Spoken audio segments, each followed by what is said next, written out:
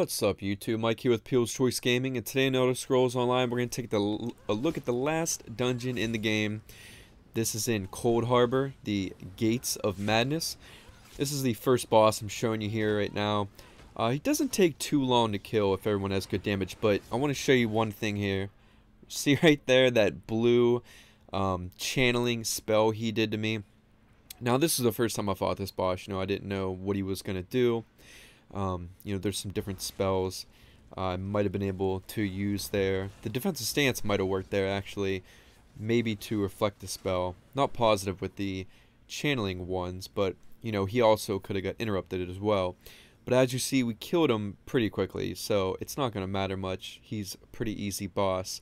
However, I just wanted to point out he does have one spell where he will channel onto you, and even with my resistance, armor, all capped, health capped, everything in health, he took me down like practically instantly and killed me. So that spell will really hurt you.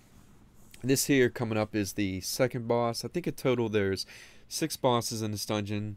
Like always, we'll go through and I'll show every boss here, show the mechanics of them, and try to help you out with the fights. Not going to show, the whole dungeon. That would just make way too long of a video.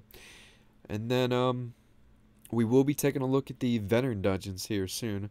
I did finish the banished cells completely on veteran mode. It definitely took about, I don't know, I think it took me like 4 or 5 tries or so. It was a pretty rough pretty rough experience. It's supposed to be one of the easier veteran dungeons too, but the veteran dungeons are literally just like 10 times tougher than the regular dungeons. The regular dungeons are just so easy, so you're definitely get prepared before you go to the veteran dungeons, and be geared for sure. So this is the second main boss in the Gates of Madness here. Now this boss is really easy. The only thing I really notice on her is she does do this blue flame there, but that isn't going to one-shot anybody, so you don't have to worry about it.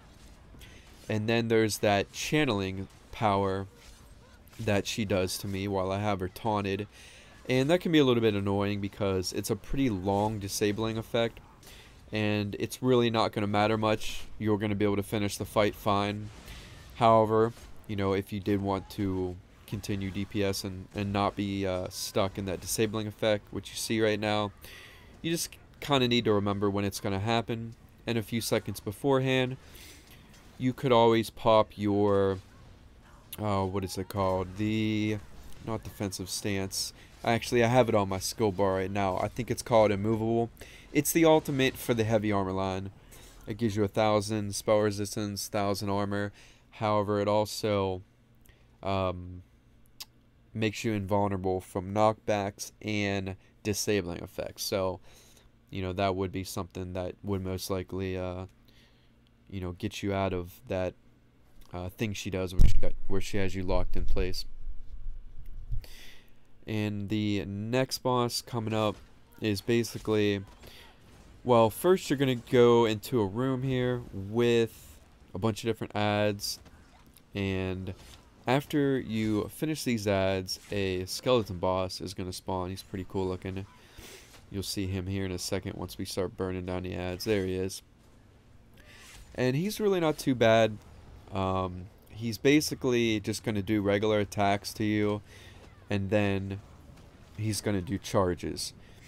And you should see, I don't think I've seen it right there, but you should see a red, well, there's the red circles there. Okay, you want to stay out of those. He should also make a red path that he runs down. There it is. Just couldn't quite see it. But it's just like the normal enemies that do the charge, I guess you could say. Kind of like the clan fears. And like all of the, bosses, it's really easy to get out of the way in time. You're going to see that red path. Just move out of the way. And then the red circles, actually I remember what those do now. If you are standing in one, skeletons kind of come out of the ground, and I don't think it hurts you too bad, but it will completely kind of stun lock you in place, because the skeletons under the ground, they kind of just hold you. So that's what happens if you end up standing in them red circles. But other than that, just stay out of his red pass when he does his, you know, his run. And, well, actually, one hit me right there, and it just knocked me over for a second. Barely took an eighth of my health away, so really not that tough at all. I'm really surprised, to be honest, how easy they made all the dungeons in this game. I mean, unless you're doing the dungeon like 4 levels under what you're supposed to be, you know, and you're not geared. Maybe with all that said, you might have a problem with some of the bosses, but they're really, you know, pretty easy mechanic-wise. So you are not going to be prepared for veteran dungeons. The veteran dungeons are, man, they're more than 10 times tougher. They're like 50 times tougher. They're ridiculously tough, the veteran dungeons, but they're fun, and they're how MMOs are supposed to be. You actually have to learn the mechanics, and you actually have, there's fights where if you don't have enough DPS to kill the ads at the end of the stage, then you'll have too many ads at the next stage, just like old school veteran raids and WoW and stuff. So a lot of fun. So this boss here, he is basically just going to run around the room, do regular attacks on me, the tank there, and he is going to kind of make a trail of lava with him, and that trail of lava that he spreads all over the room, you pretty much just have to keep running around and avoiding that. It's not going to one-shot you. However, if you're not the tank and you're standing in it for a few seconds, you might die. So, you know, just keep jumping around, make sure you stay out of the fire, let the tank keep the taunt, do most of the work, and, you know, just keep dropping your DPS. Pretty simple boss. Nothing too tough with him. He does drop a nice purple item too, which I luckily get. I end up using it till the end of the game, and even into the veteran ranks. It's a, I think it's pronounced like Grodthars or something, fist. I can't exactly remember there. Yeah, it makes a damage shield every 5 seconds, and that enchantment and the one that gives you like 15 extra power or so every 5 seconds are two of the best enchantments, especially if you get the trait that cuts the time in half, because most of the weapons that give you like plus 20 damage, plus 15 damage or whatnot, especially if they're not unresistible damage, they're not really that great, because what a lot of people don't know is you don't get the enchantment effect with every swing. So you're not doing 15, 20 extra damage with every swing. There's actually I'm pretty sure it's exactly a 4-second cooldown after every time the enchantment goes off. So that little increase in damage is not going to be a big deal, considering it only happens every 4 seconds. However, you know, increasing your power for 5 seconds or getting a damage shield for 5 seconds, stuff like that, is going to be a lot more beneficial. So always make sure you're looking out for those enchantments on your weapons, and try to put the trait on them where if you're a tank, defending is an amazing trait, but half the enchantment time is a really good one too. Now this boss here is super easy, really quick. We actually almost skipped him, didn't even see him, and then he kind of ended up coming up the steps and I had to run back. I almost want to call this a mini boss, because he doesn't really do much damage and you're able to kill him pretty quickly. So he's kind of more like a veteran mini boss.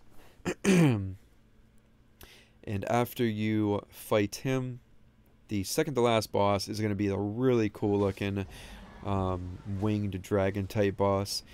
You actually see some of these in Molag Bal's realm when you're doing the main quest. I think it starts around maybe Valley of Blades. And this boss is basically just going to make a trail of blue flames. He's also going to go up in the air, jump down, and you're going to see the red circle, and that's, you just have to move out of the way of that.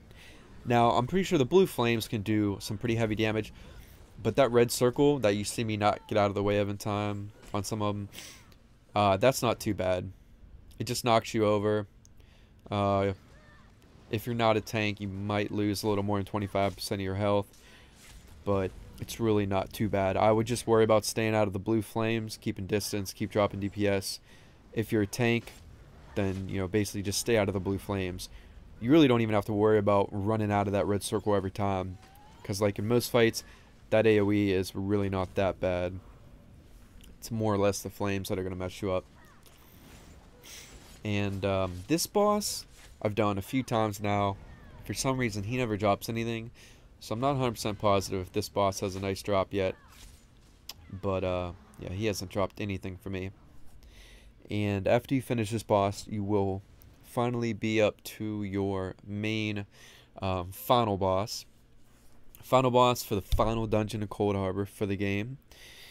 And the final boss is pretty fun. The first time we completed him.